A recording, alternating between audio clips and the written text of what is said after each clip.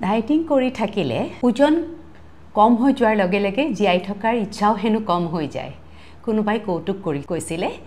কথাটো একেবাৰে মিছাও নহয় খোৱাখিনি যদি হেলদি হোৱাৰ লগতে টেষ্টি নহয় তেতিয়াহ'লে জীয়াই থকাৰ মজা নাথাকে সেইকাৰণে অকণমান টুইষ্ট দি হেলদি ৰেচিপিকে টেষ্টি বনাব চেষ্টা কৰিছোঁ আজি যিটো চাহী পনীৰৰ ৰেচিপি সেইটো কম সময়তে অতি সহজে হেলদিও হয় টেষ্টিও হয় আপোনালোকে ট্ৰাই কৰি চাব পাৰে চাহী পনীৰৰ এই ৰেচিপিটোত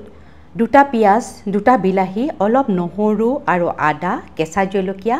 ডালচেনি আৰু ইলাচি দুটামান 6-7টা মান কাজু মাত্ৰ এক ডাঙৰ চামুচ ঘি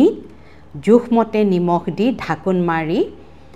4-5 মিনিট কম জুইত ভাজি সেইখিনিত কিছু ঠাণ্ডা হ'লে